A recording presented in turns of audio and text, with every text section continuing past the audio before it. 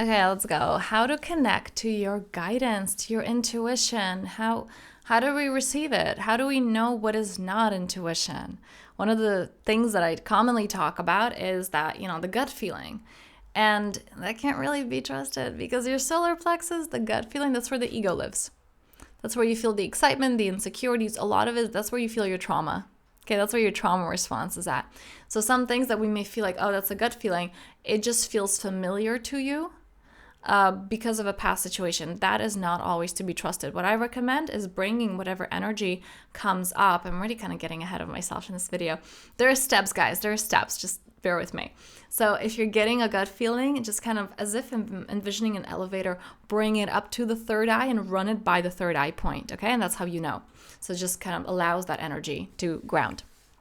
So I'm excited about this one. I'm excited because when I had my spiritual shift, my awakening, one of the things, it was like these 2.5 weeks of just this enlightened state. And one of the things that my guidance started communicating to me right away, I didn't call it guidance back then, was remember your intuition. So I was a really intuitive child because I'm not going to bore you with the story because of the circumstances that I was born in. My mother learned how to maintain my clairvoyance until the age of around 9-10, where I turned it off because I had all these adults asking me questions and I'm like, I don't like this.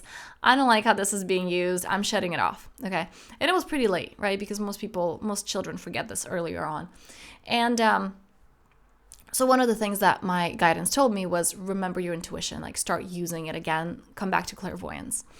And so many different books and approaches like, okay, how do I remember? How do I do? Like there were some things that I could remember from when I was a child and some techniques, but it had to be elevated and leveled up. And so you don't have to read like so many books that I read. I just get to tell you 3 steps here. Okay, the 3 that are just simple, that are easy. The first one is understanding what is in the way of your intuition. Okay, this is the question such as what will happen if I truly surrender to my intuition?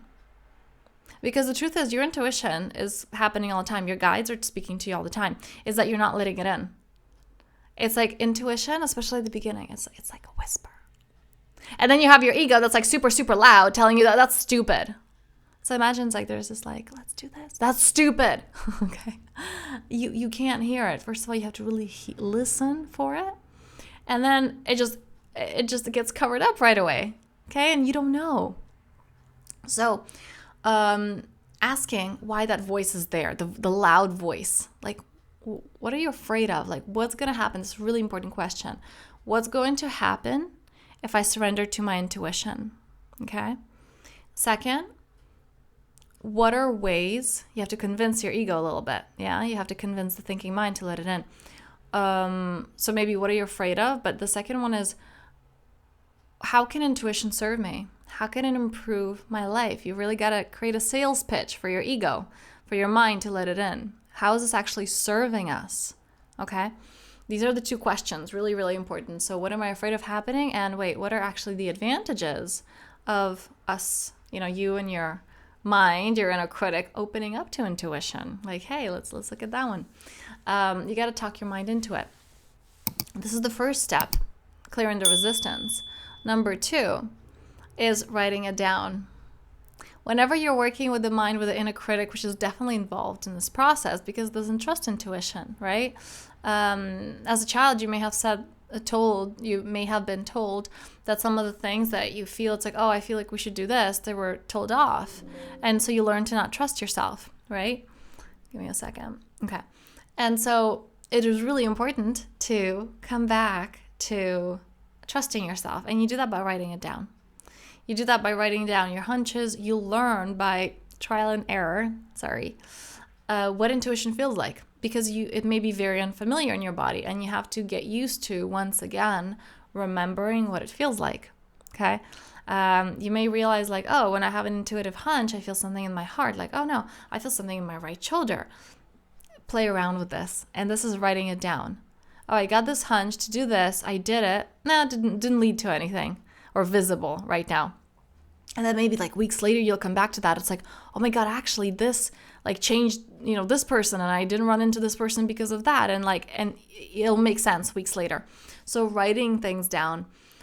Number 3 is following on the little things.